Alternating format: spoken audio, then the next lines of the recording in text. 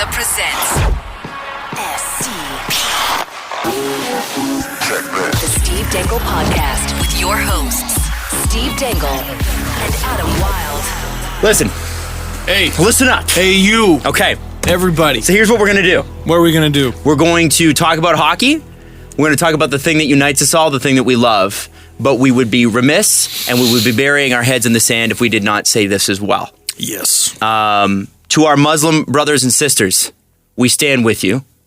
Always. Always and forever. And you know, we obviously are aware of the events that occurred. We're not going to get political. It's tragic. It's sad. The way it's been handled's been awful. And just know that no matter what, as we've said before, you are not alone. Yeah. At least when you're here, and reach out to us anytime if you're feeling bad or you know anything you want. We're here. And people have been getting mad about. I'm glad you said we're not going to get political. It's not a left versus right thing or a center thing. It's a you hate or you don't. Yeah, this is not a political issue. Yeah, if we sound like we're attacking your political ideology, we're not trying to. It's you hate or you don't. I think it really is that black and white. I think it really is that simple. Actually, black and white is a pretty good example. That's as I was saying it, I was like, oh, nuts. Yeah. Anyway, I mean, so I just figured we wanted to say that off the top, and a special shout out to our good friend Faisal Khamisa, who honestly, he was in Quebec City when the attack happened. His tweets, and I say this, I don't say this often. His tweets broke my heart.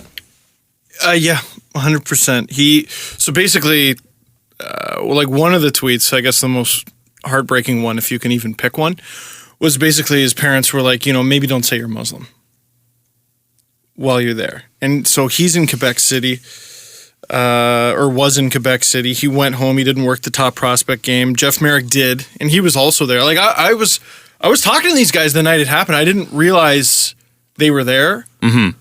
I forgot too that was happening in Quebec City. Yeah, exactly. I just forgot it was going on. It's just scary and messed up.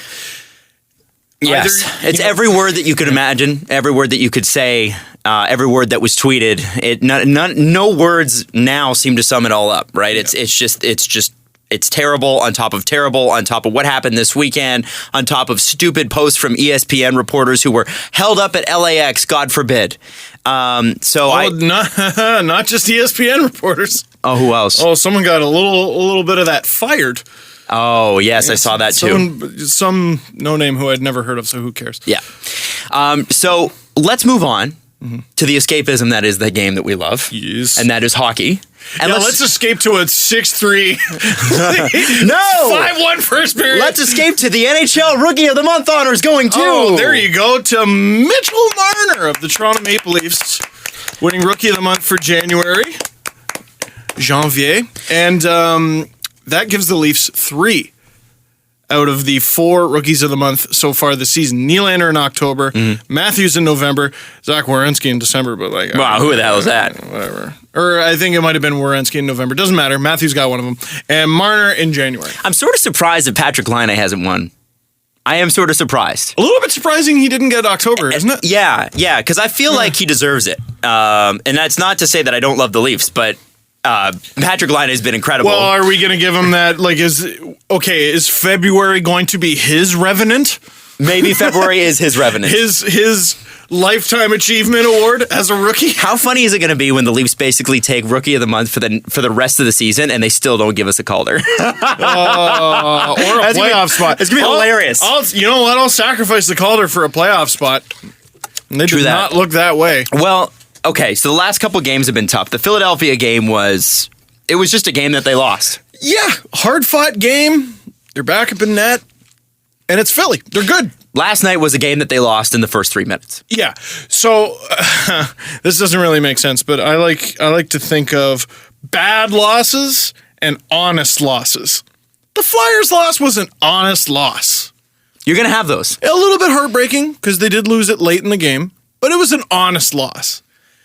I think that might have been the worst period of hockey the Leafs have played in the last 5 years. And they've got a lot of competition. Bad periods, yeah. A lot of competition. And it's bad because you know they're capable of more.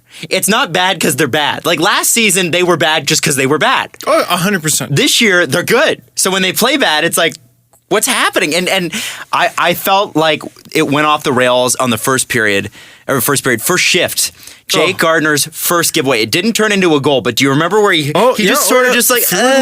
Jake Gardner was the Leafs' best and worst defenseman in that game. He was the only guy generating anything, and he led to at least one goal. At very least one. He was so brutal. So brutal. In his own end. And the whole team was. When they talk about... It's unfair to single him out. What about... Which I absolutely did in my video and just now. Well, I don't think it is. I don't think it is. He is the team's second best defenseman. He can't be giving away pucks like that. And when you're playing Morgan Rielly... more is expected. Yes. More is expected. Okay. And when they talk about... The Leafs always talk about being hard on the puck. Be hard on the puck. As in, when you're going to make a pass, make a hard pass. If you're going to dump it, make a hard dump. Oh dear. Let's not. In the video, I said that first period was brought to you by Squatty Potty. Truly. There's a little bit of free promo there for the Squatty Potty. You're going to Google that. They need to get back to that. And the problem is that I believe they're playing 17 games in the next month. Oh. Next 32 days or something? February sucks. For the rest of the season, they have more they have more than back-to-back days off in game, if that makes any sense. Say that one more time. Like games on and off, 1 day off. They have less than 1 day off in between every game for the rest of the season. Yeah, so is there a Leaf game tonight? Probably. Yeah. That's the answer for the rest of the season. Yeah, the Penguins versus the Blue Jays. It might as well be. Really. And by the way, so this is going to be just a grind all the way down. If the Leafs play better than they do against Dallas, they should still be in that playoff hunt. They'll still be in it. You know who the final, or what the final two games of the Leaf season are? Aren't they Ottawa, Boston? Oh, I wish. On Saturday, they play Pittsburgh. Oh, God. And on Sunday, the next night, they get Columbus. So wow, what a weird way to end the season. They never do that. If it comes down, and I think there's travel too, if it comes down to the final two games, that's what you have to go through. So you want to be a playoff team, huh? Win now or forever hold your peace. Here's what I was trying to say. So there's 69 days remaining. There's 4 teams that will average more than a game every other night. And the Leafs are one of them. That's from the Chris Johnson tweet, right? Yes. Just heinous. So heinous. But good. Now, learn about the grind. Because listen, if they do make the playoffs are a grind. So you're already in the grind mode. And you know, anybody that's been in grind mode, right? When you talk about your job or whatever, when you come back from vacation or when you're going into vacation, you're like a little off. You're a little funny. You're a little like, well, whatever. It really doesn't matter. You're going into vacation.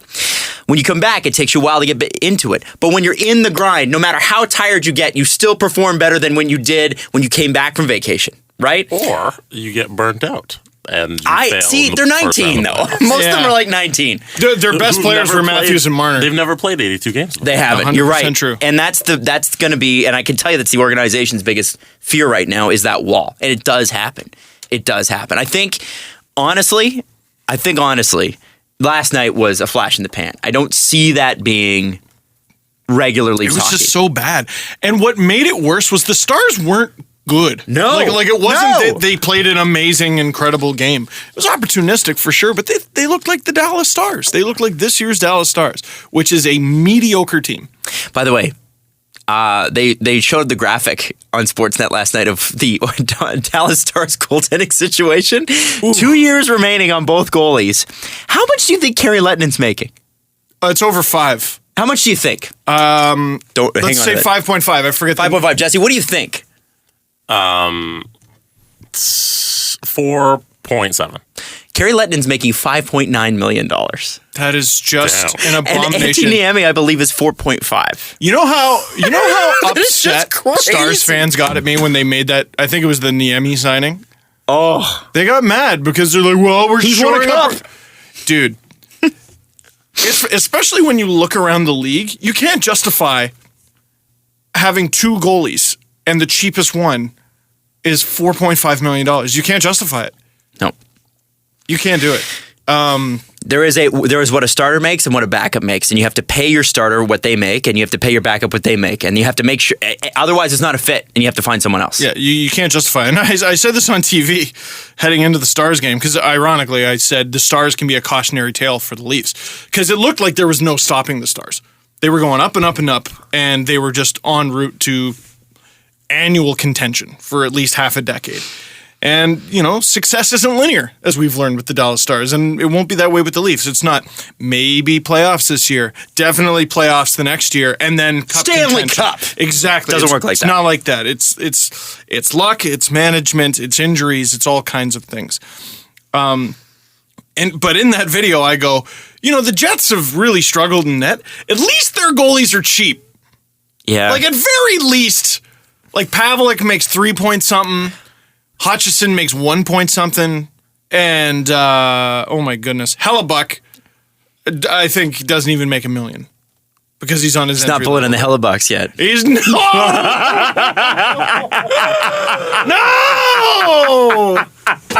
Imagine when he signs like a 6-year extension. I got the Hellebucks. Oh no! I want that shirt. I want that shirt. I want it right now. Oh, I didn't know I needed. I found out about that thing 7 seconds ago, and I need it in my life so desperately. Oh my God, Adam. I'm sorry, but I had to. And yet, though, the Leafs made Kari Lehtinen look pretty good. Sure did, except for when Kari Lehtinen. Marner, though. Kari Lehtinen, what a shot, but woof. Great shot. But Kari Lehtinen, I thought, looked like Kari Lehtinen on the power play goal, the first one the Leafs got. Oh, the Bozak one. When it almost looked like they might be able to come back into the game before it turned into 5-1 before the end of the first period. On that note, though, Adam, just to cut you off in the middle, God bless Paul Romanek and Greg Millen. God bless them. Everyone's been giving them such a hard time. Why? Don Cherry, you know what? Because they're not the best that I remember from my childhood. Oh, for God's sake. And there's I feel bad because for so many hockey fans, especially younger ones, I at least have a coloring book that Paul Romanek wrote. Can you write a coloring book? Yeah, he put out a coloring book in like the mid 90s. So he's been at this for a while. For younger folks, you have no memories of Paul Romanek, and the only memories you have are him calling the Leafs being horrible. And the Leafs not just being horrible, but games being over as quickly as they were last night. Yeah. All game long, him and Greg Millen are like, you know what? It's Dallas, though. They give up a lot of goals. It's not over. And it's like 5-1. And they're still saying that. And I'm just like, you know what? Whatever Rogers got has to give you a raise. Because they're doing their best to keep people watching. And, Soshnikov scores to make it 5-2. And they're like, whoa now! Hold on to your hats! And for a sec, I was like, I am holding on to my hat. I was excited. I was a little bit, and then Marner makes it 6-3. And I'm like, whoa, baby! Here it comes! Oh, just what an unenviable job. Well, it sucks when the team sucks. And the thing is that when you have to narrate a team that sucks, like that's what their job is. Their job is to narrate the game. So imagine being the narrator for a bad movie or a bad TV show. And imagine that's live. And imagine you have to do that 82 times. That's tough. Bring back Joe Bowen. All right, let's say they do that. Let's say they bring back Joe Bowen. When Joe Bowen gets hired, the Leafs won't automatically be in the 2002 conference final. You know this, right? Yeah. That's not how nostalgia works. Exactly. It's still the same team. They'll be their either actually good selves or rookie selves or in the middle. They brought back Fuller House. Same thing. And it was awful. It was awful. Are you telling me people didn't like Joey? Do you even know what I'm talking about? Yes, I know what you're talking about. Took you a sec. You're like, you had to go Joey through the from Rolodex of bad shows. Yes. Yeah. That 80s show? Oh! That was bad. Some executive was like, you know what? That 70 show is over, but we're going to ride this one for a decade. No. At that 70 show's height, that's when they came out with that 80 show, and it actually had that 70 show as a lead-in. Mm-hmm. Oh. And it was canceled, I think, before the end of its first season. Yeah, it didn't make it, I think, past 4 episodes. It was crazy. I gave it a shot, and at 12 years old, I was like, no, don't think so. I think in 20 years, there might be a really big audience for that 80s show. Like, whoa, they were crazy! But no. Yeah, maybe. It's too recent. Maybe, yeah, I think so. It's too recent. You got a bunch of dudes in like their early to mid-20s going, yeah, I was born then. Yeah. I'm talking about when it came out or whatever. Nah. I do want to say with Paul Romanek and with, I mean, I think Don got mad at him for. I didn't hear that clip. It was something along the lines of, I think. Keep meaning to. Paul just basically said, we got a busy first intermission, and Don's like, hey, you mean you got me? I'm the busy first intermission, essentially. I think maybe that was taken. I think Don might have been kidding. I'm not sure. I have a hard time believing. I haven't heard it yet. Anyway, Yeah. I have a hard time believing that Don would go after that. Also, people are upset that that Paul Romanek, like when William Nylander scored, he goes, Michael Nylander! Well, so what? Come on. But you love Bob Cole. Exactly. Bob Cole making mistakes is. That is an Also, honest mistake. So what you're saying is Paul Romanek needs to be 20 years older to make those mistakes, and then it's cute. Bingo. And you know what? You call an effing game. You tell me how that is a hard thing to do. That is here's a question. How do you get into that? You start for the Windsor Spitfires. You start for the Mississauga Ice Dogs. Started for the Windsor Spitfires. Yeah, start a lot lower you don't than start that. in the Ontario Hockey. Oh no! And I asked. I was looking for work a few years ago, and I think I inquired with the Pickering Panthers, which I think is Junior A. It might not even be Junior A anymore. It might be Junior B. Because I was like, you know what? That'd be a cool career path to go down. And they're like, you can do it. We're super not paying you. Yeah. And I was like, can you at least cover my gas? And I'm pretty sure they were like, no. And you're also the equipment manager and the social media guy. Yeah, and this isn't the Spits. Yeah. Like the Spitfires, you should be pretty damn good. Yeah, you should be paying your play-by-play guys. One, because you are a business that generates a fair amount of money. But also, you're getting like a veteran broadcaster at that point. Even though they're young, they've still probably been doing it for like at least 3, 4, 5, 10 years.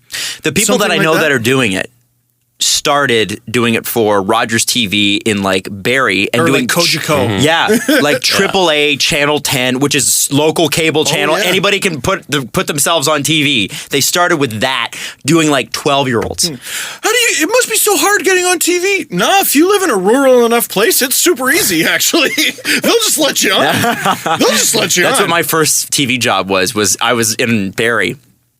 And it's in a part of Simcoe County, right? So my first job, I got paid $50 a show, which is really good. That's really fantastic. good. I was already a radio DJ, a local Barrie radio DJ, and then they had me on the show called Celebrate the County.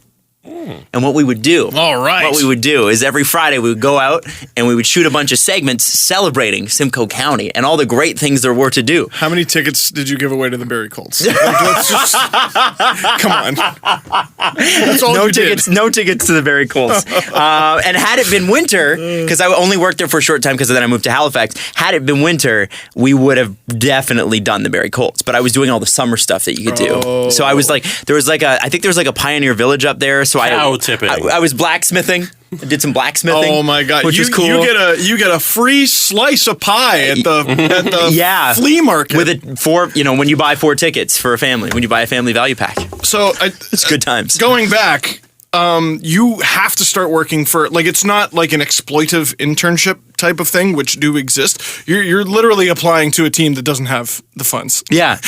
They don't have the funds. And they're like, yeah, please. Do you want to volunteer? Because that's all we got. That'd be pretty great. Yeah. And if you want to, that's great. Let me know if you're doing this or not. There's really not going to be an interview process on account of I have another job as well as running this Junior A team. Yes. So, please let me know. Anyway. So I did look into getting into that in a past life, and apparently there's like barely any ways to do it. So here's what I'm going to say. God bless Paul Romanek. God bless him. God bless Greg Millen. And Craig Simpson, when Craig Simpson's got to be on there too, selling a bad game. He does a good job doing that as well. And Jim Houston and all those guys, because I think that's the toughest gig in sports. Joe Bowen and Jim Ralph. Cleveland Browns announcers. Oh! Toughest gigs in sports. No, I mean just play-by-play has got to be the toughest gig in sports. But yes, Cleveland Brown announcers. What are you talking about? You don't even have good memories. Like, No. you can't even, like, with the Leafs, you can, you know who he reminds me of? Gary Roberts. Do we all remember Gary Roberts? Yeah, we do. He was one of my favorite players when I was a kid. We're now motorcycle riders from South Park at the urinal. Yes, that's right. Joe Bowen and Jim Ralph, they got a... Do you know how many baseball games Joe Bowen and Jim Ralph have called?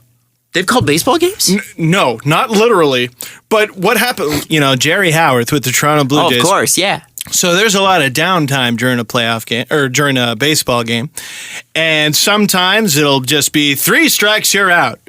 Other times that guy will be at the plate for 13 pitches. Yes. And you gotta stretch and you gotta wax poetically and you gotta know all kinds of stories. You gotta know what elementary school the player's mom went to. Yeah. You gotta know everything. You know, I was talking to Edwin's agent the other day. Like, it was just, and he was saying that Edwin didn't get a great sleep the other night, and that's why he went 0 for 4. The guy likes to take a nap, and you're like, wow, why do you know this? But boy, you know, no one's more happy to be a member of the Toronto Blue. Oh, swung on to left field, and there she goes. You're allowed to do that in baseball. Joe Bowen and Jim Ralph, so many points over the last 10 years have been like, well, there's 8 minutes to go in the first period. It's 4-0 for the opposition. And Alex Suglobov played his junior hockey in... Where do you go? Where do you go? They got nothing. But you got to finish the game. Yeah. You got to finish. Oh, We're 12 minutes into the 60-minute catastrophe.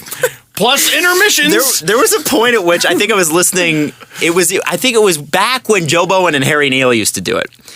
And Harry Neal was very entertaining on the very entertaining, and they were fun together because they were, they'd done it for a long time, yes, and they'd made it.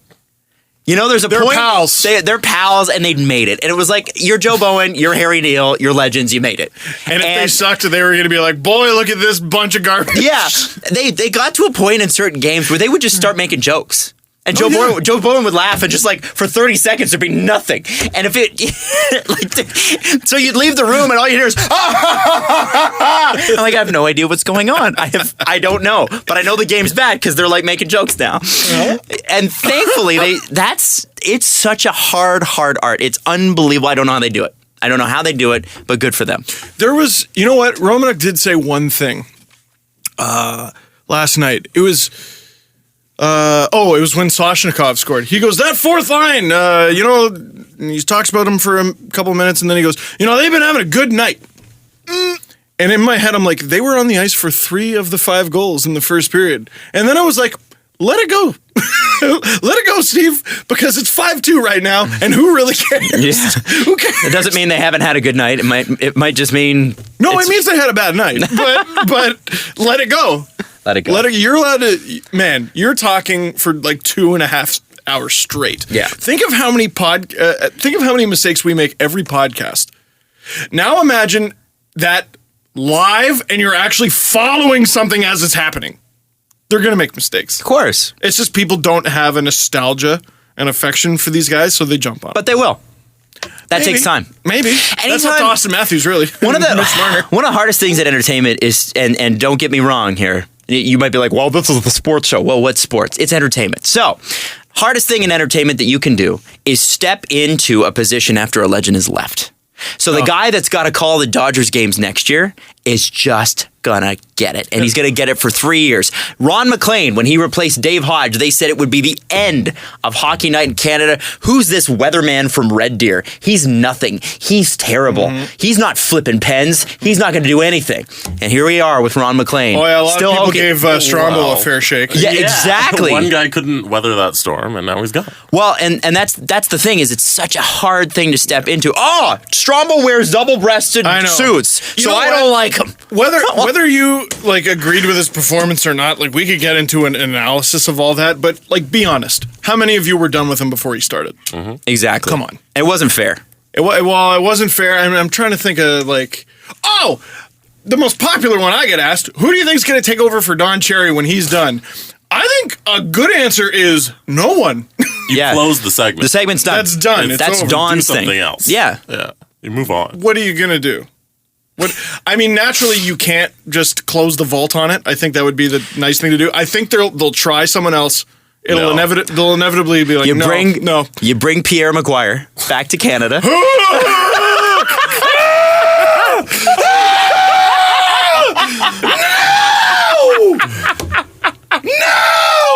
First of all, it's only a 7-minute segment. So Pierre wouldn't get through the first story. But that would be so good. That would be very entertaining. Oh my goodness.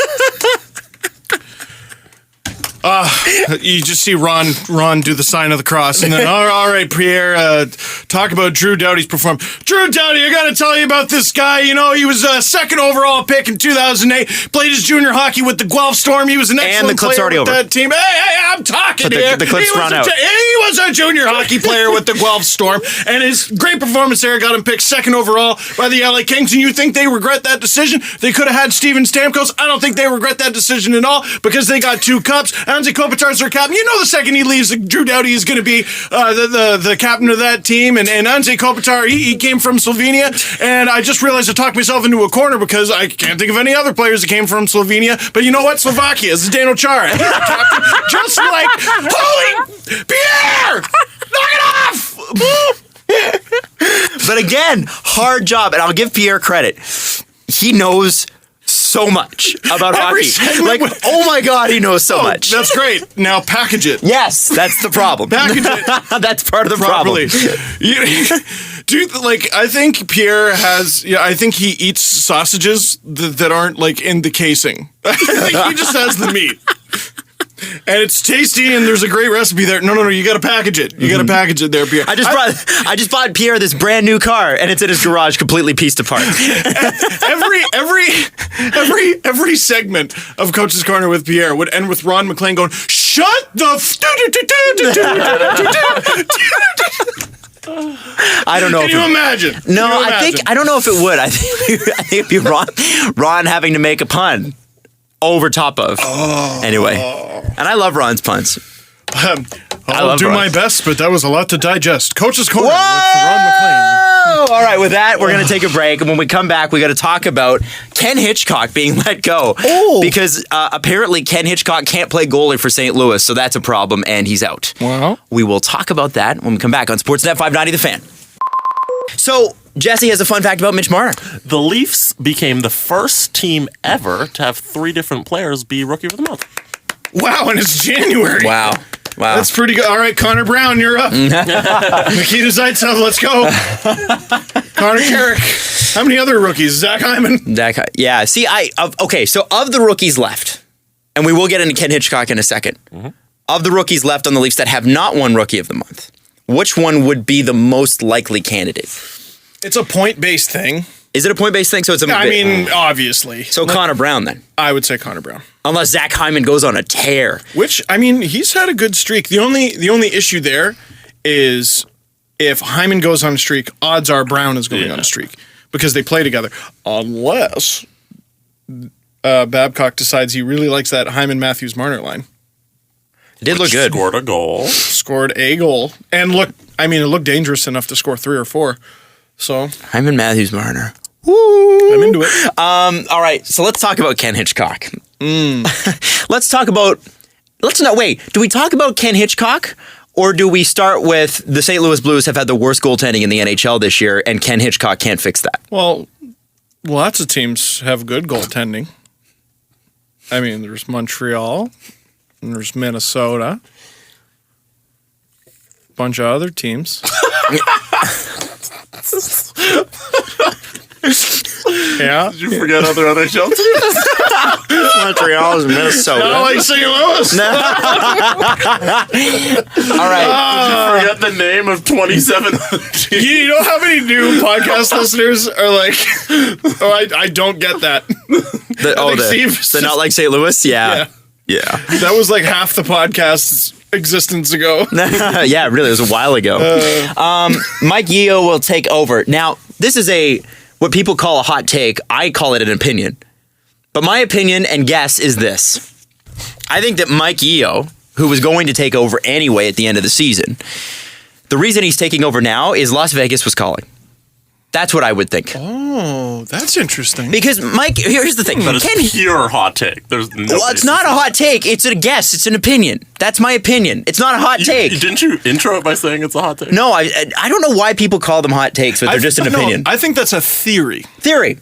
We'll go with that. Interesting. Here's the reason I think that.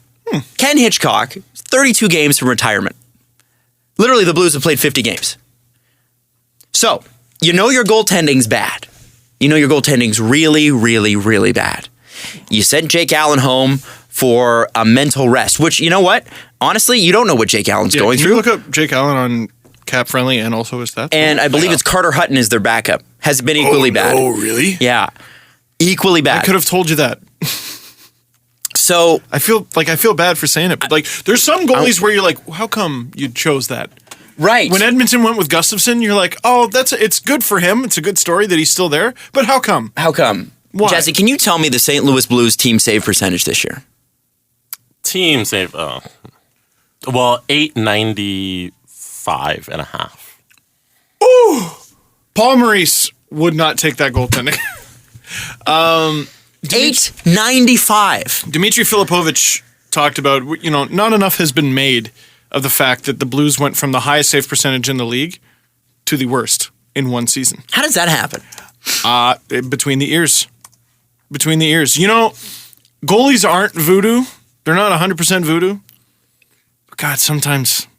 Well, and sometimes there are people saying this morning that Ken Hitchcock was fired because the defensive structure of the Blues is quite flawed, which, okay. Maybe, yeah. But does that make Jake Allen that bad? If you think Jake Allen is not way underperforming, the Blues think Jake Allen is way underperforming. What's and I think contract situation? Jake Allen makes 2.35, and then next year he'll start making 4.35. For how long? Until 2021. He's only 26. And then I thought he was 23. He's 26. 26. Okay. Carter Hutton makes 1.12. Okay, so that's fair for a backup.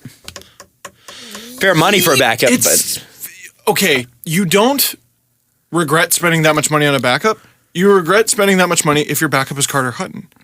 Yeah. Jesse, can you go through Carter Hutton's career? His career? Okay, 1 second. It's not a good career. I think he might have had a decent season last year, and that's where he got it from. So his career numbers are started with Chicago, Nashville, 910 save percentage. Hooray. Nashville 902. Dear. Nashville 918. Hey. That was only 17 games played. Okay. And 21 this year with the Blues, 896. Goodness gracious. So it was one good year. It was last year. Where you played 17 games, yeah. Which I'm sure they were expecting about 17 to 20 games this year. Mm-hmm. Here's the thing. Wow. So, yeah, sorry. Go with your here's the thing. Here's the thing. Here's the thing, too. The thing that gets me, and the reason I think Mike Yeo was I'm sure Vegas was knocking on the door to talk to him. Because if I were Vegas, that's what I'd be doing. I'd be talking to him. I'd be talking to Capuano. I'd be talking to, who's the other guy that's out there that's... Gerard Gallant. Gerard Gallant, for sure. And waiting to see if Claude Julien comes up. So I feel like St. Louis was like, listen, we gotta make this change now. The season is what the season is, but we're gonna make this change now because that way Mike Yeo's got his head coaching position cemented. He knows he's our guy, and we know he's our guy. That's the thing. I don't think St. Louis wanted someone coming in, and I don't know what the rules are. I believe teams have to give other teams permission to talk to each other. But if Mike Yeo wanted, he could have left. I am not certain that's the case. Oh, okay. If it is, that would make your theory great. See, here's my thing. Why do you need to fire Ken Hitchcock?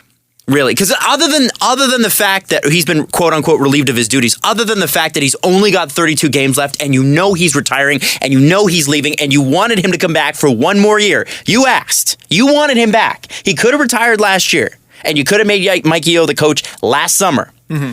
Other than all of that, tell me a reasonable reason why Mike Yeo couldn't really become the guy in charge and Ken takes a step back. They just have to figure it out, I guess. Oh, like why heading into the season? Well, that's the thing. If you know Mike Yeo's your guy, and you've said Mike Yeo's your guy, have a transition. Say to Ken, listen, Ken, we're 3-7 on our last 10 games, which they are. We have a league worst save percentage. Mm-hmm. You're the head coach till the end of the year because we respect your legacy and we want you to retire. Mm-hmm.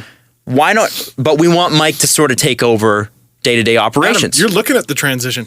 He coached the first 50 games of the season and then got fired. You're right. That's the transition. I just hate to see him go out like this. Well, I think the reason they do it is what else do you do? The answer is very obviously the goaltending. I think that's, if they have other problems, they pale in comparison to the goaltending. Right. And the other problems might be the result of how bad the goaltending is. You're making all kinds of mistakes because you don't trust your goalie to make a save. You do a move like this because you don't know what else to do. I gotta think the Blues went out and looked for goalies. And they're hard to find. They're actually hard to find. For such a soft goalie market, I don't know. I don't know if that's true anymore. I think that was true for like 18 months. And it's over now. I think goaltending, there's so many teams that need it. I think goaltending, you talk about a soft goaltending market, quote unquote. Mm-hmm. I think goaltending, this will be the last time goaltending is a soft market. Goaltending makes or breaks you. It's like a quarterback in football, and it's becoming more and more apparent. And a lot of teams are one goalie deep. Yep. You're finding. Yep. One goalie deep. A lot of teams they have one injury, and all of a sudden they're throwing, like Spencer Martin, God bless him. Mississauga Steelhead, met him, fine young man. But the Colorado Avalanche are throwing him to the wolves on the worst team of the last possibly 20 years. You think the Leafs they're better? They're worse than the Leafs were last year, what? Or before Way that? Worse than the Leafs were when they fell off the cliff with Randy Carlyle or Peter Horachek. They are the Peter Horachek Leafs, but all season. Wow. And no excuse. The Horachek Leafs at least had a little bit of an excuse. I don't understand. I'm pretty sure Colorado has some guys coming up, and I like in terms of contract and prospects. Like I think they've got some good prospects in the system. Do they not? I'm trying to think. Like from what I heard, their cupboard isn't bare. So I don't think it's all is lost. I just think for them it's all is lost this season. I'm just drawing a blank. No, I'm drawing a blank. Good. I know they got guys, but poor Spencer Martin is getting thrown to the wolves. And you're starting to see, we talked about how the goaltending market is so soft, but you look around the league, and if it's so soft, why are all these teams struggling for goaltending? And why are so many teams one goalie deep? You look at the Rangers, and there's been so much focus on how Lundqvist has struggled, but when Lundqvist gets it back, which it looks like he's in the middle of doing, it's Lundqvist and Ranta. That's scary. That's one of the best tandems in the league. And it is. And Alan Vigneault, who's a great coach. You look at the Panthers and what they're spending on Luongo and Reimer, and it's a lot of money, but at least it's Luongo and Reimer, and not Lettinen and Niemi. Yes. You ready for a hot take? I want an actual hot take trade rumor. You ready? What if, and I'm making this up, what if St. Louis and Pittsburgh couldn't get something done? What if everyone who needs goaltending in Pittsburgh can get something done? But what I'm thinking is, if you're losing Shattenkirk, you're losing Shattenkirk. Probably. You can go get Marc-Andre Fleury and make a decision at the end of the season on either keeping him or exposing Jake Allen. Now, here's the issue. Look at Allen's contract. Mm-hmm. You don't think Vegas would be interested somewhat? They have to hit the floor. It's like the beginning of you don't hit the floor with a goalie. All right. It's like at the beginning of the season or close to the beginning of the season when Lundqvist was struggling. You have no choice. This is your guy. You got to figure it out. If they're able to move him, I don't really see how it helps Pittsburgh, to do a swap, for example. Man, the Blues got to make it work. That's the scary part. They could put a Band-Aid on it this season if they want to, maybe go for a cup run or something, but they got to make it work with Jake Allen. Well, and see, I feel like that deal works for Pittsburgh because who couldn't use a defenseman like Shattenkirk going into the playoffs? No, I'm talking about Fleury going to the Blues and then, let's say, Allen going back to the Penguins. Oh, I don't think you trade Allen. No, eh? No, I don't think you do. Who would take him? my God. Well, that's the thing is you expose him to Vegas, and if he doesn't go, then you deal with it then. So who do you protect, though? Don't you have to protect the goalie? Fleury. No. Oh, if you're the Blues. So you acquire Fleury and protect him. And extend him. What money is going back? And extend him. He's already got 2 years left. Does he? Oh, I thought he was up. Okay, no, I'm wrong then. Okay. And then what money goes back? Well, Shattenkirk's money. Shattenkirk, I think, is making around the same Fleury is. I think Fleury's making 5.5. You're trading Shattenkirk for Fleury. Yeah, that's what I would do straight up. Okay. Because they're two playoff teams, but they're in different divisions. It's imperfect, but there's something there. I think there's something there. Yeah, maybe you have to trade draft picks There's or something. there. Yeah. God. I think the much more boring reality of it is they just have to make Allen work. Mm-hmm. Well, I think Doug Armstrong and Kevin Cheveldayoff both have to go out and get a goalie. Both of them. Stars. Dallas. Well, you're not going to call Dallas for one of those two. Well, no. I'm saying they need a goalie. Well, they do, but they can't. They need a goalie and have two. They can't. I don't think Jim Nill's going to be able to swing that. I don't think it's as soft of a market. I think we were collectively wrong. But we were right for a while. Yeah, I don't think it's... We quickly got wrong. I'm just saying it's on Cheveldayoff and Doug Armstrong. Those two, and I've gotten the tweets. Yes, I know that since Andre Pavlik came up, that the Jets have been good and he has been bad. 4-2. Thank you. The Jets have just started scoring goals. They're not winning because of him. They're winning despite him. Yes. But thank you. Just win. Just win, baby. Who cares? Oh my God. Who cares? Anyway, sorry to Ken Hitchcock because I believe that you got Sergei Bobrovsky, Todd Richard. I think that's the exact same thing that happened. Is there anything there in Steve's everything happens in Toronto theory that the Leafs are playing St. Louis tomorrow night? That is interesting. That's funny. Because I don't feel like the Blues would want to attract attention to this. I don't think they would want to. Because my original St. Louis everything happens because of Toronto theory was, aren't the Blues they're honoring some legend, I don't remember who it is, and the Leafs are in town. So the most amount of hockey media are in town for this celebration. For this firing. And now what kind of sucks? Yeah, maybe they could have waited a game to do this, because now that's all they're going to ask about. You got all these reporters coming to town. You have a really nice PR op. And now it's completely overshadowed. And it's 100% overshadowed. No one cares. I mean, they'll try. It's the Centennial. Who are they? Pursue your Centennial stories. Who are they honoring? Jesse will look it up. I forget. It's a Blues legend, right? So, forgive me for I'm not the biggest St. Louis Blues fan. I don't know. It's Brendan Shanahan. And there's Scott Stevens. There's going to be features. There's going to be Brendan. What do you remember about your time with the St. Louis Blues? And they're going to interview this guy who Jesse is looking up. Mm-hmm. But now it's all overshadowed by what the heck is wrong with Jake Allen, and Ken Hitchcock got fired. And this is Mike Eo's first game as head coach of the St. Louis Blues. It's all overshadowed. You can only write so many words. There's only so many spots on a newspaper. For example, there's only so much time on TV. There's only so much time on the radio. Mm-hmm. Podcast, we can yammer on.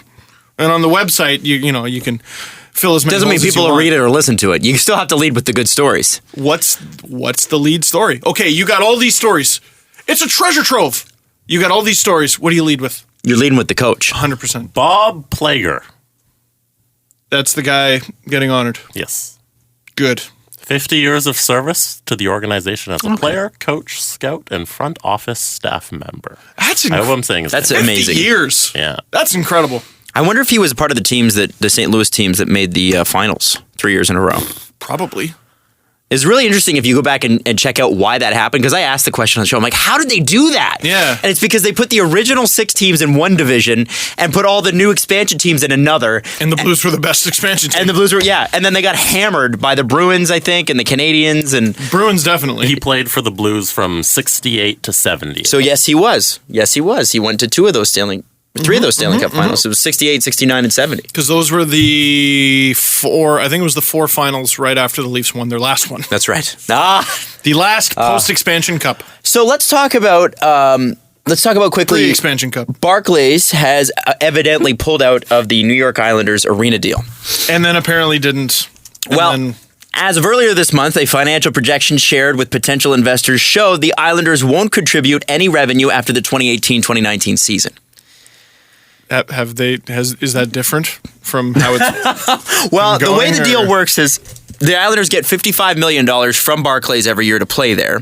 Barclays 53.5. 53.5? Yes. Barclays therefore recoups its money in ticket sales and beer and concession.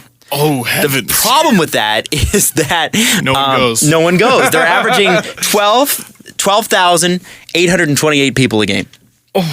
And that's so bad. here's the other weird thing. So if they were to Oh my pull, God, that's so bad. were Barclays to pull out of the arena deal now, which it sounds like they sort of want to, despite the denials, the Islanders would be there next year, and then they'd be gone. Interesting also, the Russian billionaire, and don't ask me to pronounce his name because I can't. Mikhail Prokhorov. There you go. Who owns the Barclays Center, also happens to own Nassau Coliseum, where they used to play. So the rumor is, and apparently former Leafs president Tim Lewicki is part of something called the Oakview Group, which is the consulting group dealing with the Islanders to try to fix the arena problem. They're proposing eventually an arena adjacent to Citi Field where the Mets play. Okay, so Which is sort of have like a Philadelphia setup. Yes. Where everything is kind of on the same Or corner. what Detroit is going to have, what the Leafs sort of have. I mean, our baseball and hockey are just down the street from each other. You know, like that's the. I don't know why my voice went like that. You got condos, you got restaurants, you got all that stuff packed into that area. It's a really smart business plan. Sure. We'll see if we'll see how they choose to fund that. I'm sure the New York taxpayers are jacked about that. Isn't Pittsburgh kind of like that too? Isn't the football stadium right there next to the baseball stadium? Right next to PNC, yeah, and it's funny because if you stay on one side of the river, it's like $100 less a month or a night than it is, especially around like game day, right? Because if you're staying at the hotel right beside the baseball stadium or the football stadium, you're like, yeah, it's almost worth the price. Although I love crossing the river on the way to the game. Just saying. Yeah, we stayed in Anaheim for our honeymoon. That was primarily based in LA. Yeah, don't do that. Do not do that. It paid off at the end because we ended in Disneyland or World or no Disneyland, yeah. But oh my God, don't commute to Yeah. LA from Anaheim. Yeah. If you want to ruin your honeymoon, do it. Otherwise, if you want to enjoy yourself, maybe don't do that. Yeah, maybe not. Maybe don't do that. You know- We saved a bunch of money though. You know who Thank needs goodness. to do something like that sort of deal is Tampa. Because the Buck Stadium is one spot, and then the terrible place that everybody hates where the Rays play. Everybody hates that No place. one goes except Tropicana that Field. one guy who yells into the mic. Yeah. Who's the Jays rookie he kept yelling at? It was years ago. Eric Hinsky. It was Probably Eric Hinsky, yeah. He's like, you can't hit a home run. If you hit a home run, I'll shut up. Yeah. Then he hit a home run. And he's like, all right, are you going to show up or shut up? He's like, no, if you hit another one, I'll shut up. And then He Hinsky hits it again. And then Hinsky ended up playing for the Rays. Oh, yeah. That's And right. then they went to the World Series. That's right. Damn. They were a pretty good team there for a while and still couldn't draw people. So I feel like part of that is everybody hates Tropicana Field for some reason. I've never been. I don't know. But if Tampa, they have a really good thing going with their hockey arena. If they could add to that, it's a really good business move if you can make it happen. Lots of parking spots or parking in the area, which means you can develop that, take away the parking spots and put in the arenas. And that's where I think the Islanders are kind of looking. It makes sense. If you can have a winter sport and a summer sport, then you've got restaurants and hotels and condos, really, that can thrive all year long. There's always something going on. How about they just move them? Because that's what some people were suggesting. Like move the team? Kansas, Seattle. I don't like that. I think, the neither. Islanders have won cups. I think the interest is still there, but I think they just put them in Brooklyn because it was convenient for them. They didn't do anything for their fans there. Yeah. And have done nothing, from what I understand, to cultivate any sort of relationship with the local fans. It's not easy. Like That's New York's not got true. They have black jerseys now. True. Everyone's like, oh, that's my team now. Before, they were blue and orange, and that Yeah. confused me. But now that they have black jerseys, that's all cleared up. Yeah, exactly. Well, and I think too, it doesn't help that no one wants to go there because the Islanders aren't great and the Nets are terrible. I was about to say, like, all those teams have cool jerseys and they stink. Yeah, it was actually funny when the Nets moved in there. They like bought all the good players that year for a year and a half, and they had them, and they were all old. Like Kevin Garnett, I think, was on the team, and we lost. We lost to them. In the first round. Who else was on that? Was it Paul Pierce? Yes. And we now go live to what Masai Ujiri thinks of all that. Yeah. Anyway, still. Arguably the greatest moment in Raptors history. Yeah, it's like next to Vince Carter at the slam dunk competition. F. Brooklyn. Masai Ujiri F. Brooklyn. on stage in Jurassic Park. And Jason Kidd coached the team. That's right! And threw ice on the court. Yeah, it was literally a 2005 fantasy team. Yeah. With Jason Kidd as your coach. So many teams do that in so many sports. They assemble the league-wide all-star team of the sport 10 years later. The Chicago Bulls this year. Yeah. Brutal. 2004 Leafs. Yeah, exactly. Imagine, oh boy, they would have wreaked havoc in 98. Damn, All right. 2004. We got to go to the online portion of the show. You can download the rest of this show at sportsnet.ca or on iTunes or any other place you can find a podcast. We are the Steve Dangle Podcast, brought to you by Panago Pizza. It's what's on the inside that counts. You can also find us on YouTube. So did you guys catch Coach's Corner at the All-Star game? Yeah, he was a little upset. Okay, so this to me is vintage Don Cherry, and I actually really agree with him here. Well, because he's again, it can't be emphasized enough. He's an 82-year-old man. Or I think he's about to turn 83 because he has the same birthday as my wife. And they flew him halfway, all the way across North America, 5 hours. And he never usually goes, apparently. Nope. And it was what it was. Should I play it? Go ahead. Boy, Colin, terrific. So now look, we're all in a good mood. You know, I don't go to... So Ron's saying we're all in a good mood. Please don't ruin it. We're all in a good mood. Silence. All right, we'll let it play through. All-Star games. I played in the minor leagues a long... You know... I don't go to All-Star games. I played in the minor leagues a long time. So did Bruce Boudreau. We made $5,000 a year. We did our best. And Bruce said a little more zing to this thing. He said, what adjustments would you like to see? He said, more effort. And you know what, folks? These guys are making $90,000 if they win. Nothing to these guys. And I was wrong for the first time. I thought they'd really turn it on. Now, I'm supposed to come on here and say what a great game. They're not even trying. And that's the way I feel. They're not trying. You think for 3-on-3, and I went along with the 5-on-5 they didn't hit. They're not even trying. Subban fooling around with McDavid. I don't go for it. Well, that's good, but you can. Which was like one of the only memorable moments. It was incredible. Just a minute. Yeah. I don't expect them to hit on 5-on-5. They can't hit on 3-on-3, but I expect a little effort. And that's why I don't come to All-Star games. You're going to bring me? I'm telling the truth. All right, let's go. And then he gets into Justin Bieber. I mean, yeah, it was the one thing he liked. Yeah. This is garbage. Subban garbage. No fun garbage. No hitting garbage. Back when I was in the minors, this is all garbage. This Justin Bieber kid. Good haircut. He's got a good haircut. Yeah, good haircut, Ontario kid. Look at him. Look at him. He's dancing on the ice. He dances on stage. Look at this kid. Fancy feet. Oh baby! I gotta tell you, you see, because it's a song. I have my objections. It's a very popular song. I have my objections to Don, and they're well documented. We've all disagreed with him, and that's the point of Don Cherry, by the way, is to galvanize and to polarize. Yeah. But I gotta say, I 100% agree with him on this. There was nothing. They have got to do. Last year was so much fun. You know why? John Scott. And I tweeted it, and people were like, "Stop it! What a hot take! You're stupid." But this enough about game, Justin Fisher. Yeah, exactly. Well, yeah, of course it was Justin and other people. There was people. Oh, I know. John Scott made that game interesting. There was actually a story. There was actually someone to root for. Tell me why I need to watch this. And I'll be straight up. I stopped watching even before the finals happened because I just did not care. Here's the thing.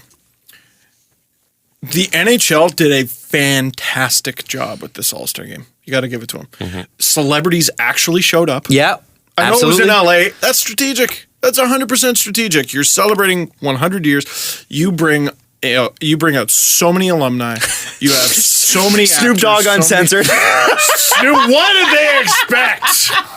Oh, we're on the online portion. That was the best. Hey, everybody, let's celebrate the All-Star game. Da-da-da-da-da. It's the motherfucking D-O-double-G. Oh, yeah.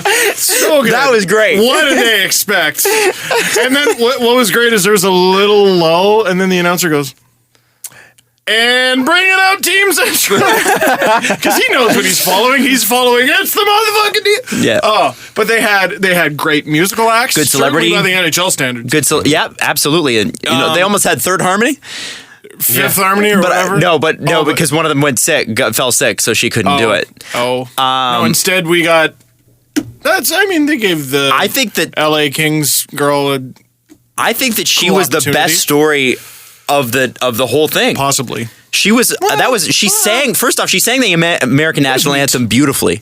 Yeah. That is not easy, and I don't think Fifth Harmony was. She took her time with it, so she Yeah. didn't screw it. Own it. That's her shot. What do you think she's in LA for? She wants to make it. Me too. Oh yeah, that's so Own it, true. girl. I didn't even think about that. Of course, She everybody- probably went out have there you- to be a singer, have and you- she's like, "Oh, I need this part-time job." Jesse, have you been to LA? Skate girl. No. Okay, when you go to LA, you're gonna notice it. When you go, Steve, back me up on this one. You go to any podunk diner, any restaurant, everybody is beautiful. Every freaking person. You know why? Not just beautiful. Oh, go ahead. Beautiful and theatrical.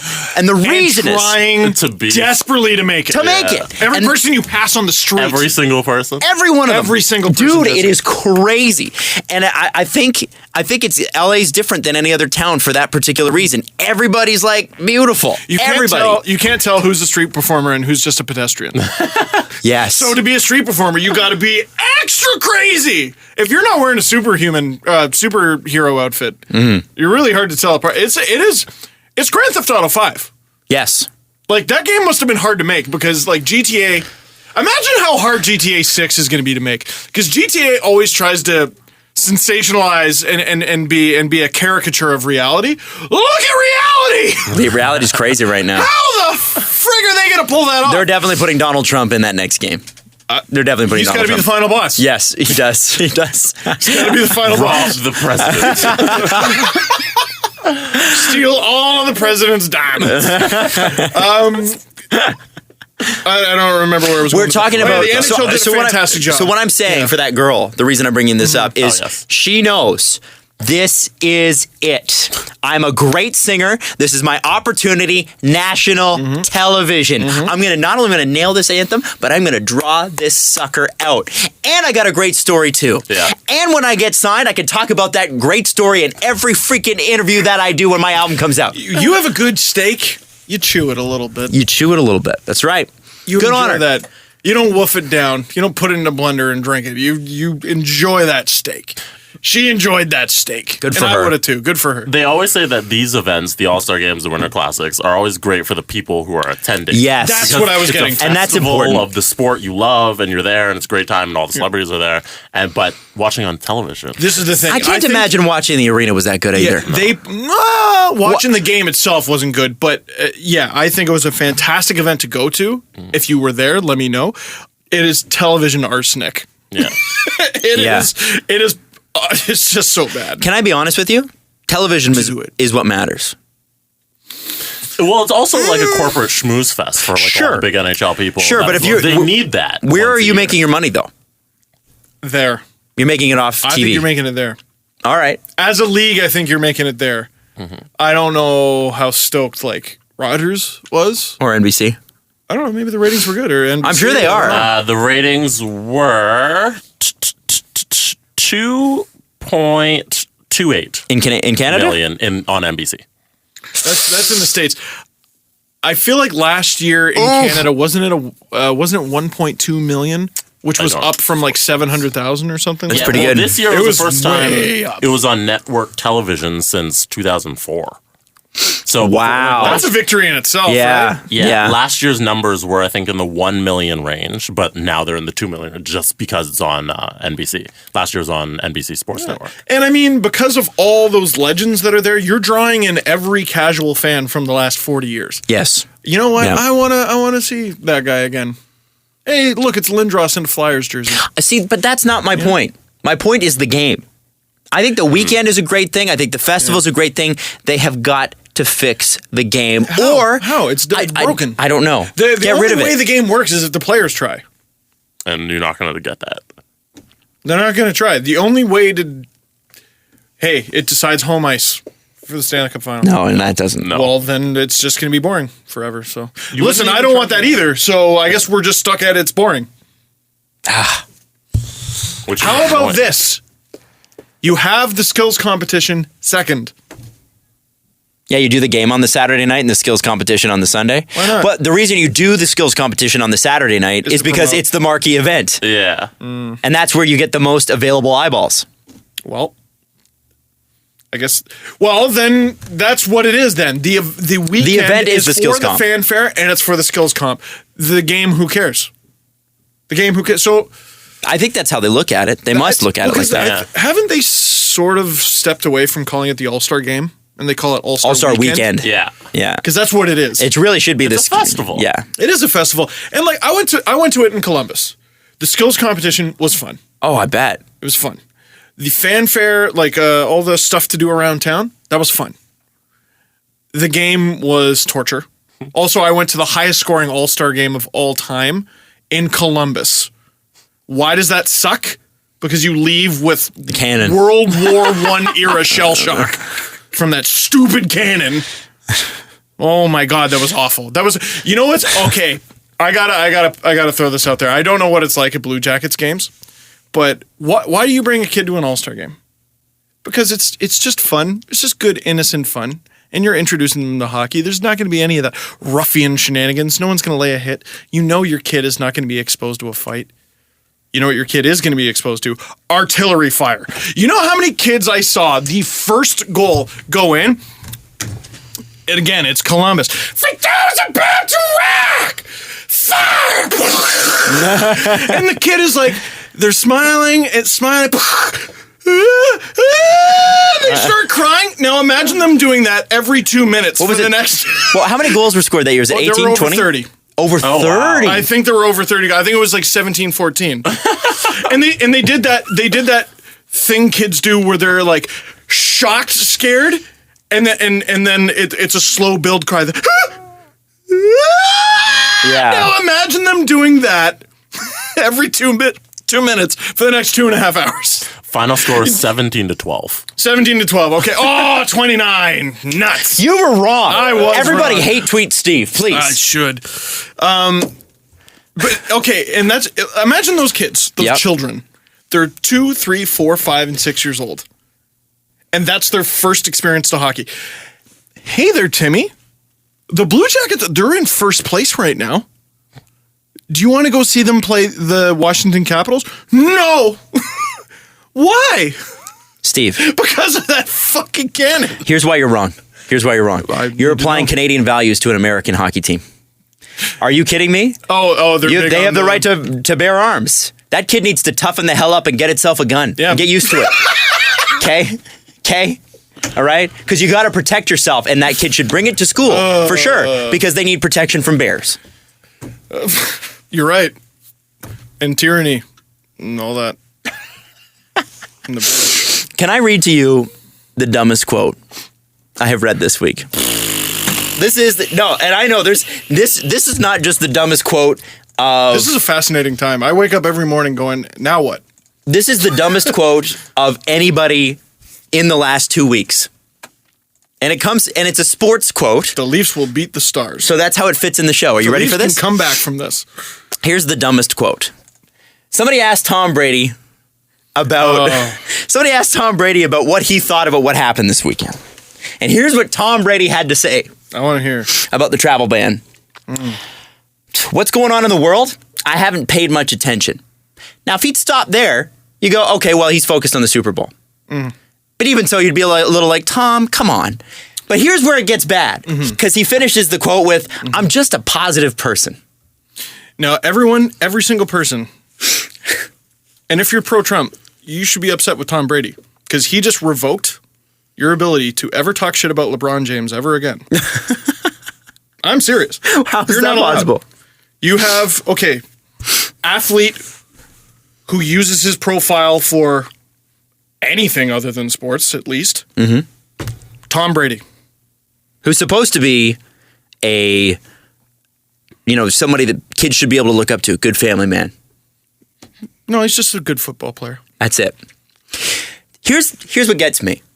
If this were the 1960s and the civil rights movement was at its peak, and some guy said, "I'm sorry, I didn't pay Ollie is just like, what's going on?"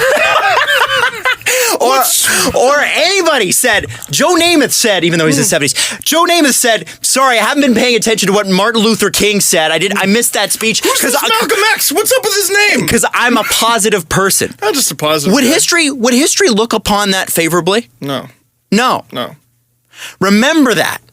Remember this. Should we be asking Tom Brady his thoughts? Yes. He had the Make America Great hat in his locker. So he wants us to ask. He wants us to know. He's the one putting it out there. We didn't know he was a Trump fan. We didn't know they were friends. When did we find out? When that stupid hat, when it was in his stupid locker. Yeah. Should Tom Brady be asked these questions at the Super Bowl? Sure. Should Marshawn Lynch have been harassed for like a week straight? You know what I mean? I don't know. It's just Tom, listen. And by the way, this isn't because he's happy-go-lucky. This isn't because he's Gosh Willikers. I'm just a happy person. And this positive. This certainly isn't because he's focused on the Super Bowl. We know why he said that. It's very simple. It's pretty naked. It's so naked. Just you're gross. I don't care. You're good at football. Good for you.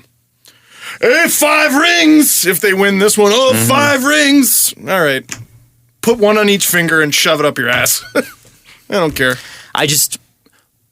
When this is all over, and good prevails, because I believe it will. 5 rings and good, nothing else. Yeah, and good prevails, and I believe good will. A shitload of money. A shitload of money and a legacy. What? A sports legacy. How are people going to look at that? And I really do wonder that. I really think. But he's a dad, Adam. But he's a dad. So fucking what? I can be a dad? Anyway, yeah. All I have to do is have unprotected sex, and I can be a dad. Yeah. No, but Adam, he's a dad. I mean, LeBron James is a dad too. So yeah, but LeBron James is getting taken to task by Charles Barkley of all people.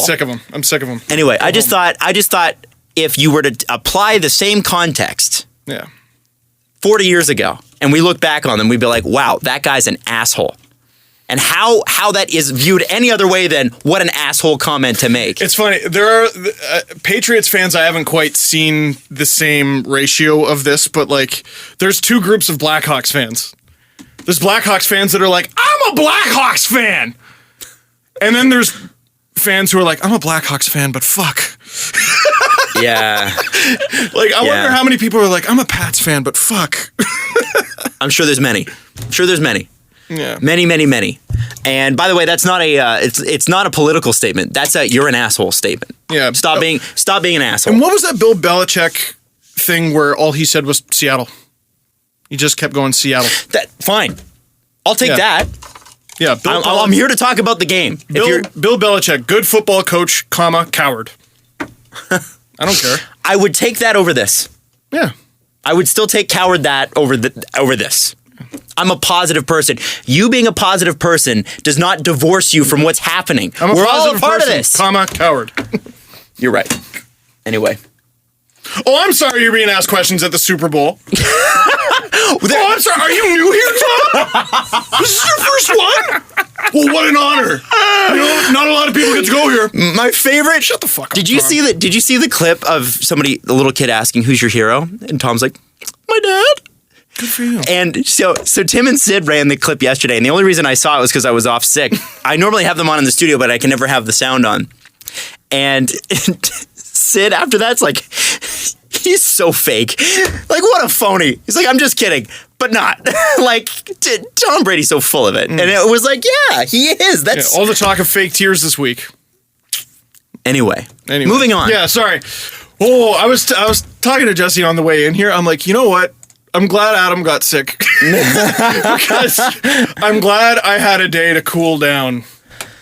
I'm glad I had it. Yeah, this is me cooled down. Mm-hmm. By the way, Yeah, no. Listen, glad I had a day to cool down. it's been a tough few days for those who believe what we believe, and those who are going through what they're going through. Period. End of story. Believe what we believe.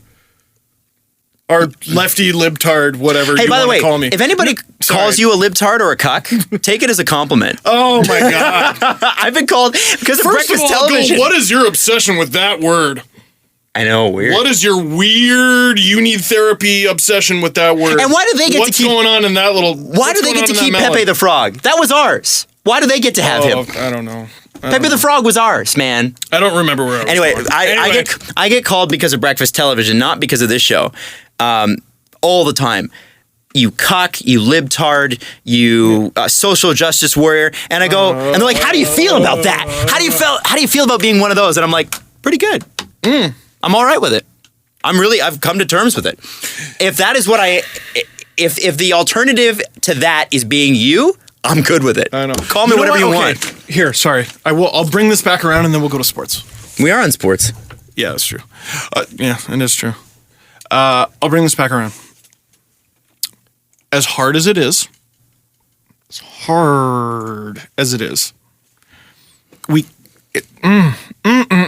so fucking hard. We can't just tell these people, fuck you. No, I know. We actually got to convert hearts and minds. Mm-hmm.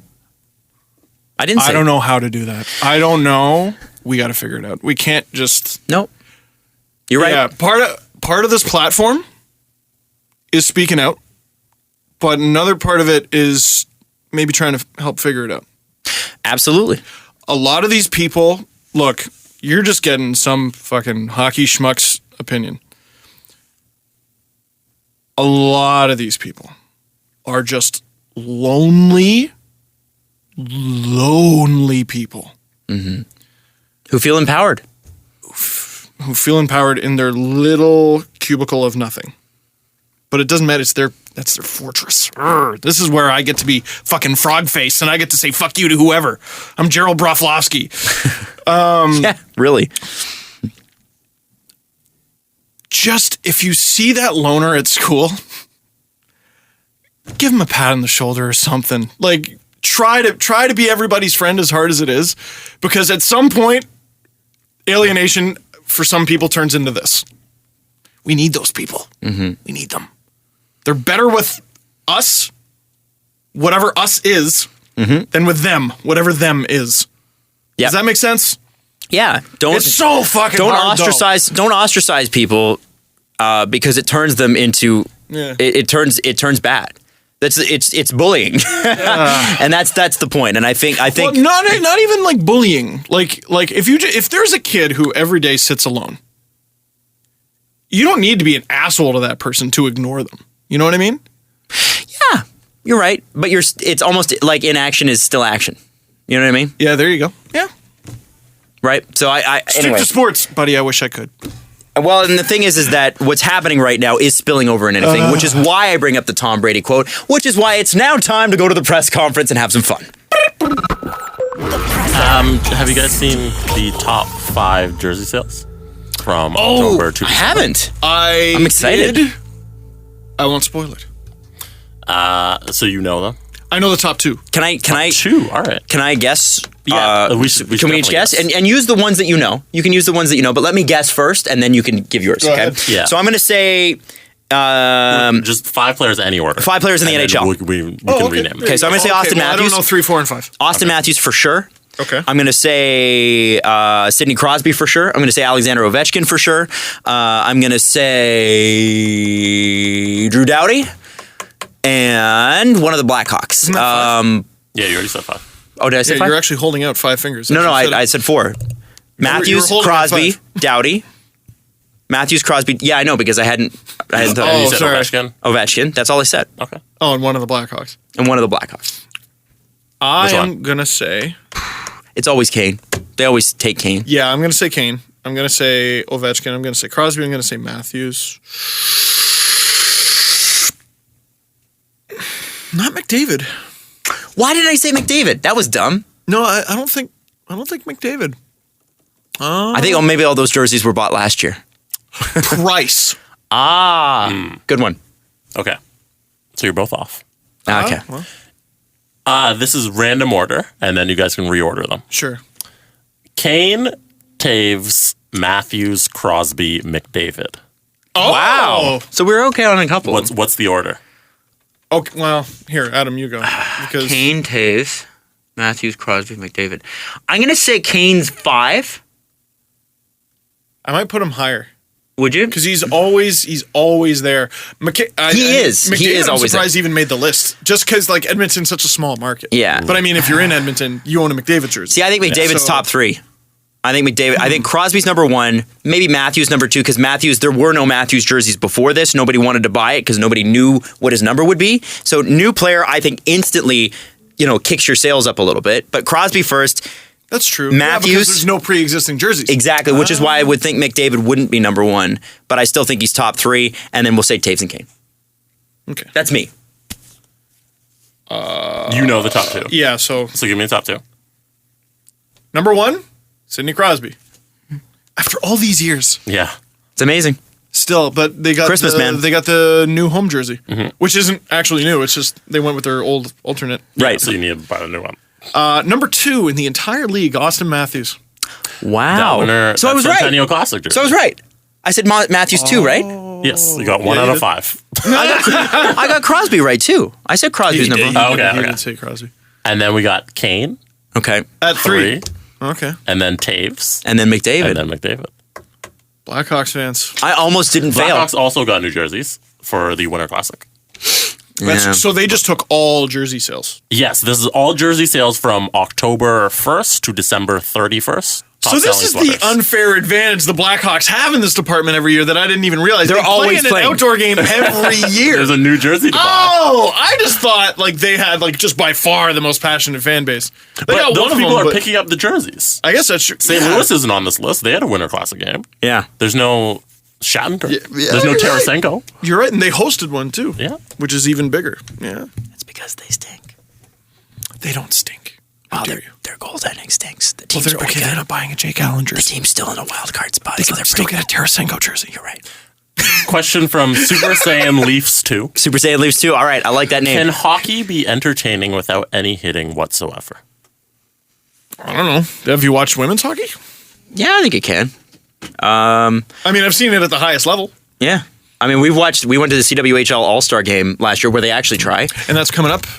Yeah. That's true. They do actually try. And it was very entertaining. I don't think you take hitting out of the game because why would you? It is entertaining. Yeah. But absolutely it can be. I just feel like in the NHL level, without hitting, and I don't even agree. I don't know what the reason why women can't hit is. I think Yeah. it probably had to do with reasons that are not maybe politically correct today, to be honest with you. And it's funny because so I've watched it, but if you haven't watched it, it's really weird because you see them, they're streaking down the wing and you're just like, oh, and nothing happens. I because wonder. you're not allowed. I would like to know the reason that. I don't. And what I meant by like not politically correct, as in, I'm sure a man No, they decided. were well, just like, oh, these fragile women can't hit. that's exactly what I think that rule is, and I feel like It's not that. what you that- think. It's what others may have. Right. I feel like I think it'd be cool if women. I remember there was this. I think the gap between the United States and Canada and the rest would widen. True, Is the yeah. only problem. Yeah, Like, and that's already a problem. I was looking at Jillian Apps in the 2010 Olympics, who she was like six foot. I don't know how many pounds. Mm-hmm. She would murder some of the people she was on the ice with. Yeah. Who she has over half a foot on. Over half a foot on. When I was playing for the Scarborough Young Leafs in grade 8, there was a girl named Chrissy who everybody in the neighborhood had a crush on. Chrissy was beautiful. She was fun. Nothing not to like. And played with elbows up. No. So Chrissy played for the Agent Court Lions, which is another team close by. And I remember, because she was playing in our level with guys, guys would be like, "Yeah, let's see if we can knock into Chrissy. Like, let's That's see." such a mistake. So always a mistake. So who gets the wide open opportunity but me? And Chrissy lowered her shoulder into my solar plexus like I've never had my shit handed to me like this girl did. And this is grade 8. She blew me up. Like, you know when a player gets hit, it's a hit. When you know when a person gets blown up. She blew my ass. Was it one of those ones where you went flying, or one of those ones where you got hit so hard that you were still? I was flying, but here's what it was. You didn't even slide. You hit the ice with such impact that there was no slide. It was. You know what? It might have been that. The worst. I still remember Konstantinov lighting someone up. Red Wings Flyers in the final, and whoever it was, they didn't go sliding. It was just upright, horizontal. I came to on the ice with my hands outstretched, starfished. She just knocked me and I was like, and then my whole team was like, "Oh, you got rocked!" Like that's how good a hit it was. Your team, my team. So it was. So yes, I think unless there's some. What did you learn? What did you learn is don't. And she was also way freaking better. I was not a very good hockey player, so that's pretty funny. Anyway, it was hilarious, and I don't know. I would love to ask someone in women's hockey, like we played with, when we played with Sasky. I'd love to talk to them and see, like, would you guys want hitting? Has anyone ever asked them? When we played against Natalie Spooner, I was glad there was no hitting. Yeah. Oh. she used to. I was like, Spooner's a tough was girl. Pretty good. Fortino on our team was like tough. Yeah. I was like, whoa, I wouldn't want to be playing against you. I was making jokes just to calm her down. Yes. Yeah. It was road hockey. It was road hockey. I was like, hey, you know what Fortino means in Italian? Sick player. And like that was like the first time I saw the scowl come off her face. I was just like, okay, that's an athlete. Spooner, I'm a schmuck athlete. Spooner angled her body in such a way when I had the ball at one point that I basically was like, I have this, and then she angled it, and all of a sudden I was in the haystacks. Isn't it such a feeling of hopelessness? You're just like, well, I'm wrecked. I'm done. There's nothing I can do. I'm done. Anyway, I think I've told this story before, but I was shooting something for Nike at the 2010 Olympics, and I was taking shots from. I was in street goalie equipment and a little dinky net, and we gave them those plastic like elementary school sticks that you use in the gym. Mm-hmm. It was Jennifer Botterill, Jana Hefford, and Jillian Apps, and we did 2 takes of like it was like some contest. They had to score as many goals on me as they could in 60 seconds, and we did 2 takes of this. The first one, I was like not trying, and I was just like, just flailing wildly, and letting them score on me because I knew it'd be good for the camera.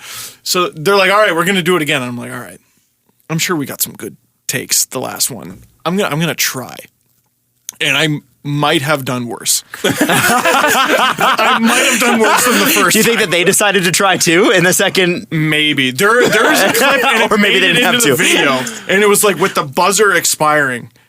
We're talking backhand, shelf, with a mini stick with no curve. So I think it was Bernie Jeffrey on and chip. I remember and you see it on my face. I was genuinely heartbroken because I was like, man, I was trying. I wanted to stop that, and there was nothing I could do. Just assassins. Jesse, last question. This one's from Brittany Nicole. It's kind of out of the box. Thoughts on sports psychologists? Do you think they are beneficial to a player's success? 1,000%. Also, I'm going yes, 1,000%. My one question there is, do you need a sports psychologist or do you just need a psychologist? Well, I think the reason they specialize in sports psychology is because a psychologist, and this is just my opinion, but I would think that a psychologist who specializes in sports, especially professional athletes, understands the different pressure. There's a different pressure to the athletic part of it because they're dealing with the play in your game, whereas a psychologist is dealing with your whole life. Specific. It's like a dentist. Yeah, and then there's like a podiatrist. There's like a dental surgeon.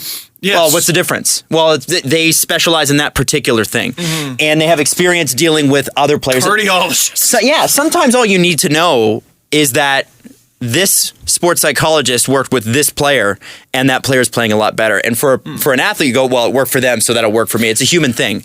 But now what happens, though, so you're a sports psychologist, right? And this player comes in, and you start digging through their issues, and you're trying to figure out why they're not scoring goals or why they're whatever. But then you dig enough, and it's something else. It's like it's a non-sports related thing. But that's why they're a psychologist, because they're able to deal with that. So I guess, yeah, it is a specific type, but it's not like you could be like, you know what, I'm having a tough time at home, and they go, oh, I'm not touching that. No. I don't know what I'm doing. I'm not qualified. Listen, buddy, you're going to have to figure that out on your own. You know who it really worked for? Roy Halladay. Roy Halladay, well known, was one of the first players to really see a sports psychologist and see a benefit from it, publicly anyway. I'm sure many players had gone before. But Roy Halladay was a guy that they thought was going to be great, and every time he made it to the major leagues, there was a problem. He would fall apart.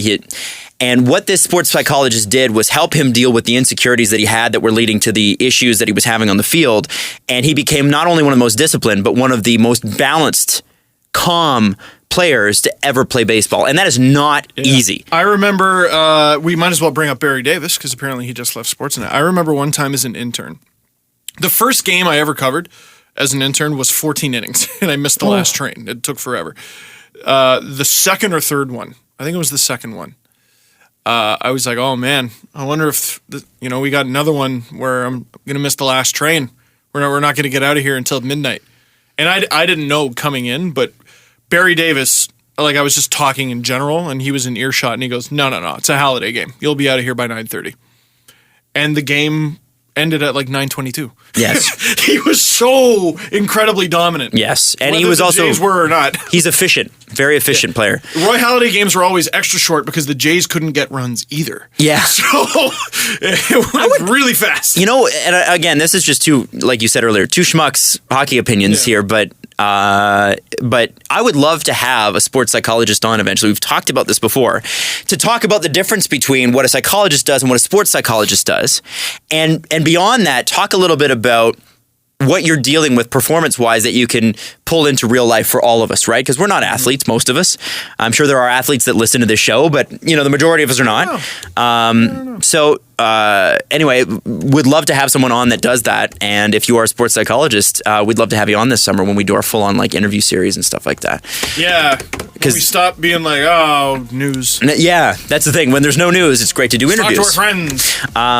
So I believe that is it for the show today, because Jesse and I have to run to a meeting. You are already late for your meeting. Okay, well, we're going to get the hell out of here. Yeah. We love you guys, and we will be back either tomorrow or Friday. We haven't quite decided yet, but don't worry, Steve will tweet it.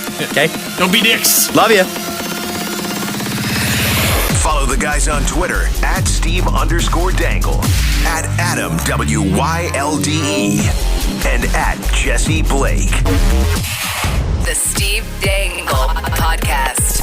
Brought to you by Panago Pizza. Order at panago.com and stuff your face with deliciousness.